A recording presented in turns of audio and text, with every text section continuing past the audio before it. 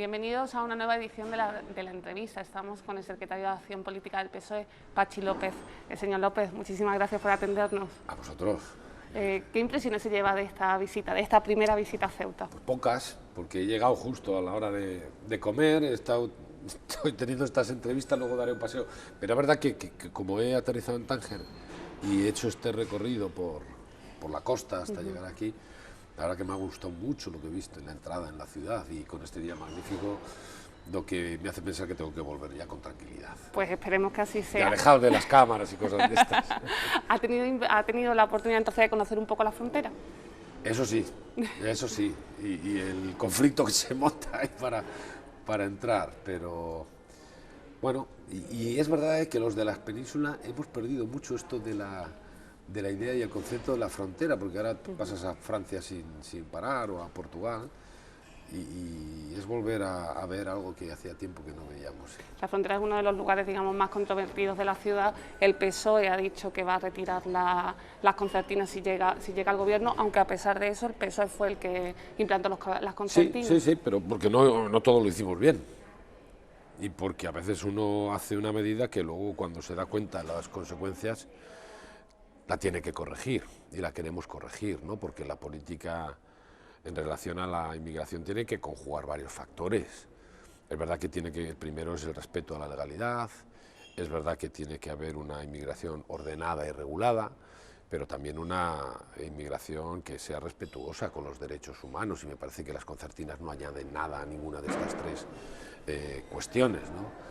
Y por lo tanto se trata de desarrollar una nueva política de inmigración sin concertinas. Han hablado de métodos alternativos, pero ¿cuáles podrían ser esos métodos alternativos? No hemos hablado de métodos alternativos. Aquí en Ceuta al menos sí se ha hablado de algún que otro método alternativo al de las concertinas, el PSOE ceutino. Ya, pero quiero decir, las concertinas, ¿qué añaden para regular la inmigración? ¿Qué añaden para que haya un respeto a esos derechos humanos y que no suponga simplemente una agresión a esta gente que desesperada a veces busca cruzar una frontera? Necesitamos políticas integrales, políticas en origen, políticas de fronteras y una regulación que no, fíjate, no solo española, yo creo que es europea, para entender, porque a veces, lo decía antes con la sensación de la frontera, a veces como esto nos pilla lejos, parece ser, algunos miran para otro lado, pero creo que tenemos que establecer un diálogo entre Ceuta y el conjunto de España para ver cuál es la mejor forma de enfrentarnos a una realidad como la que se está viviendo aquí, ¿no?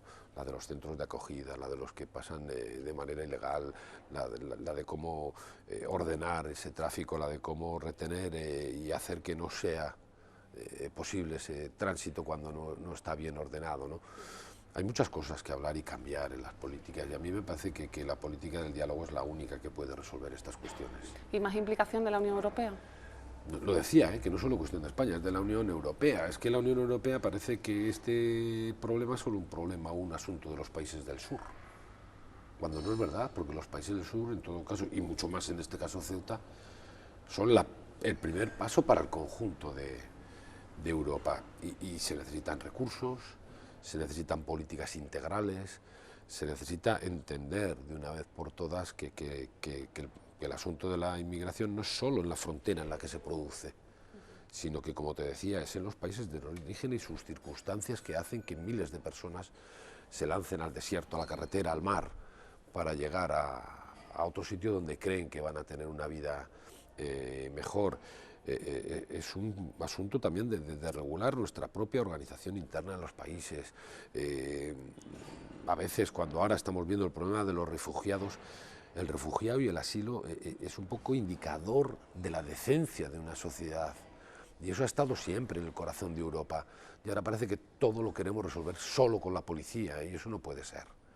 Por eso hablaba de la necesidad de unas políticas diferentes para enfrentarnos a este problema, pero también a veces solución, porque luego los europeos también somos muy egoístas, con una demografía que no crece, que hará que en el futuro necesitemos gente de otros países para sostener nuestro propio sistema, los iremos a buscar, cuando ahora los estamos expulsando. ¿por qué no organizamos bien desde el origen este tránsito y estas cuestiones? Otro asunto que afecta a Ceuta, el del estatus de comunidad autónoma. Ustedes han defendido que no deberían ser ni Ceuta ni Melilla comunidades autónomas. ¿Cómo se encajarían las dos ciudades en el modelo federal? Mira, es otra cuestión de las que el diálogo tiene que prevalecer. A mí no me parece que la nomenclatura sea lo fundamental. La nomenclatura será el resultado de esa negociación, de ese diálogo y de ese pacto. Lo fundamental es entender que tanto Ceuta como Melilla, que por cierto reflejan muy bien cuál es la diversidad del conjunto de España y las singularidades que tienen que tener unas competencias que les permitan atender bien las necesidades de su ciudadanía. Tienen que tener una financiación que les permita sostener esas competencias y los servicios públicos que prestan o que tienen que prestar y las políticas sociales. Y por lo tanto, lo fundamental es que nos sentemos a hablar como hay que sentarse con otras comunidades para definir todo esto. Por eso digo que yo nunca he sido talibán de la nomenclatura. Porque, fíjese, en Alemania, que es uno de los países que mejor funcionan en este modelo federal, cada comunidad, cada Länder, se llama como le da la gana. Y no pasa absolutamente nada, nadie duda de que sean alemanes. Lo fundamental es que hay una lealtad federal, que hay una política que se ejerce cerca de las personas a las que afecta, y por eso se descentraliza, y por eso se hace mucho más eficaz y más eficiente. Por lo tanto, competencias, financiación y cercanía. Eso es lo que tenemos que combinar en el caso de Ceuta y de Melilla. Entonces, ¿no descartan darle más competencia a Ceuta, por ejemplo, en el caso de educación o sanidad, o al menos aumentar ese techo competencial? Claro, por eso digo, yo no descarto que hablemos y que digamos, oye, pues es verdad. Si tiene más competencias en educación o sanidad, funcionará mejor, porque estará más pegada al terreno. O igual la conclusión es que no se necesita, pero yo nunca descarto nada en estas cuestiones. Yo no soy, ya lo he dicho, claro, igual no es muy posición PSOE, pero desde luego es la posición de alguien que viene de un territorio donde siempre hemos tenido que hablar. Nunca ha habido mayorías absolutas. Y en Euskadi lo hemos ido construyendo a base de acuerdos, de entendimientos, de pactos de unos con otros, de negociaciones. Y eso va pues mejorando el autogobierno, va haciéndolo más cercano a la realidad, y a veces pues eso, con roces, y a veces no, pero muy desde el sentido común y no desde ciertas posiciones cerradas, ¿no? Ahora que tanto hemos hablado en esta precampaña de la unidad territorial, ¿cómo está la situación en primer lugar del País Vasco? Muy tranquila. ¿Sí? Comparado con lo que está pasando en Cataluña, por ejemplo, ¿no? Esto tiene mucho que ver, porque en el País Vasco tuvimos una etapa con los gobiernos de Ibarretxe en que el recorrido era prácticamente igual al de Artur Mas en Cataluña, ¿eh? En Euskadi también hubo derecho a decidir, ley de consulta, un nuevo estatuto.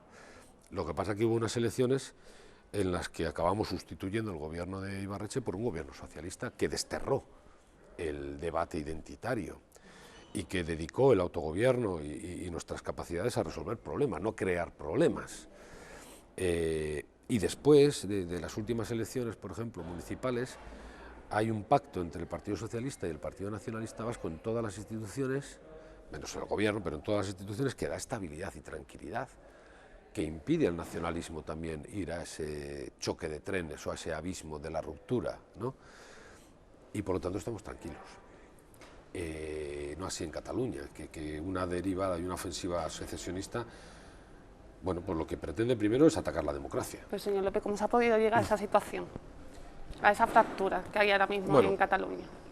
A mí me gusta distinguir entre el culpable, que es Artur Mas, evidentemente, que es el que ha propuesto esta hoja de ruta y que, contra viento y marea, a pesar de que la mayoría de la sociedad catalana, incluso en las últimas elecciones, dijo que no quiere ir por ahí, él sigue insistiendo en este choque de trenes y en la fractura.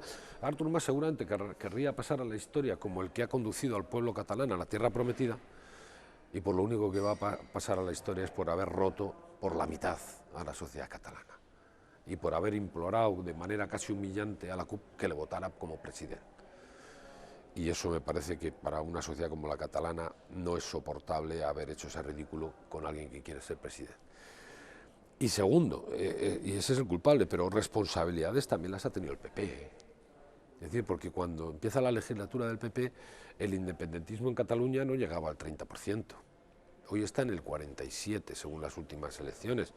Claro, y esto empieza cuando el Partido Popular no es que ponga un recurso de inconstitucional al estatut que aprobó la sociedad catalana, no, es que recogió firmas en toda España, 4 millones de firmas para enfrentar a unos ciudadanos con otros, unas comunidades con otras, y luego siguió una deriva del agravio permanente, y en no utilizar la política para resolver problemas, para hablar, para ver, tú tienes problemas en la financiación, bueno, pues busquemos soluciones. No, dejó que eso se agravara y no se hizo nada. Y los problemas no se resuelven sentado en un sillón fumándose un puro, como hace Rajoy. Ahí los problemas se agravan, y es lo que ha pasado. ¿Y la reforma de la Constitución que plantean puede ser ya, tal y como está la situación tan enquistada, puede ser la solución al problema de Cataluña? Vamos a ver, primero no se debe entender la propuesta de evolución hacia un modelo federal del Partido Socialista como una propuesta para los secesionistas, porque no lo es. Pero se busca un poco el encaje No, que es en todo decía... caso para la sociedad catalana y para la sociedad española, para decir, sabemos que hay problemas y tensiones territoriales, pero aquí hay un modelo que da respuesta. Vamos a ver, el modelo federal primero es un modelo de unidad, de suma, no es de secesión. Segundo, reconoce España tal y como es. Antes hablaba de la singularidad de Ceuta o de Melilla, pero también en Cataluña, que tiene dos lenguas, o el País Vasco, hay singularidades en todas partes, y las reconoce y las respeta, las valora.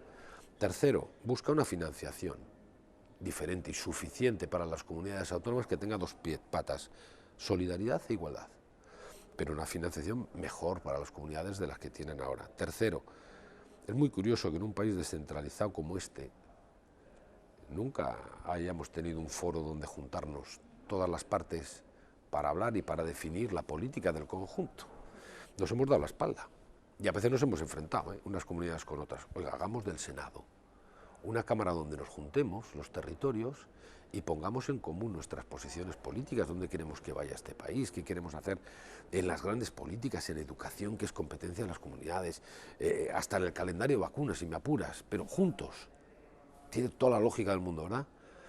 Cuarto, en este país hemos tenido un conflicto permanente de competencias. Tú me invadías mis competencias desde el gobierno central, la comunidad también legislaba por encima. Oiga, en los países federales se definen claramente las competencias de cada uno. Es decir, generalmente en la Constitución aparecen las competencias del Estado, el resto son de las comunidades. Y a partir de ahí se aplica lo que se llama lealtad federal. Y nadie invade las competencias del otro para acabar todo el día en los tribunales. Y me parece que, así resumido, es muy fácil de entender. Suma, complicidad en las grandes políticas, una financiación suficiente para tener en marcha los servicios públicos y lealtad. Creo que es lo que necesita este país. ¿Esto le vale a los secesionistas? No, pero seguramente a la sociedad catalana le hará pensar en ese proyecto si estoy cómodo. Y bajará mucho la presión secesionista y el apoyo a los secesionistas. Dos preguntas más antes de que terminemos esta entrevista, señor López. La primera tiene que ver con la intervención militar en Siria. ¿Cuál es la postura del Partido Socialista al respecto? Mira, lo primero, estar juntos. He dicho, ¿no? Defender juntos la libertad, buscar una política exterior diferente, y para cualquier tipo de intervención hay dos requisitos en este país, que los puso el anterior gobierno para evitar errores enormes como el de la guerra de Irak. Primero, que cualquier intervención, despliegue, tiene que contar con el visto bueno del Congreso de los Diputados, y por lo tanto no vale la comisión permanente, sino que habrá que esperar al nuevo Congreso de los Diputados nacido en las urnas. Hay mucho de táctica electoral, como decía, por ejemplo, Albert Rivera de Ciudadanos, en esa espera. No, pero hasta es que lo de Albert Rivera es sorprendente, ha ido más lejos que el gobierno. Albert Rivera busca la intervención directa en Siria, que nadie ha pedido. No, él ya quiere llevar allí los aviones, los tanques, las tropas.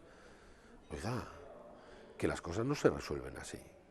Que por eso digo que los dos requisitos es Congreso de los Diputados y resolución de Naciones Unidas o de la Unión Europea. No tenemos ninguna de las dos cosas. Y él ya quiere como loco intervenir. Querrá repetir seguramente la foto de las Azores sustituyendo a Aznar. Pero es que ni siquiera los de las fotos de las Azores ya están de acuerdo. Y la última de las preguntas, ¿el Partido Socialista cierra filas con Pedro Sánchez pase lo que pase el 20 de diciembre? Porque las últimas encuestas no están siendo demasiado optimistas. Uy, que no. Bueno, sitúan a Ciudadanos como segunda fuerza, al menos pero, en sí, intención de voto.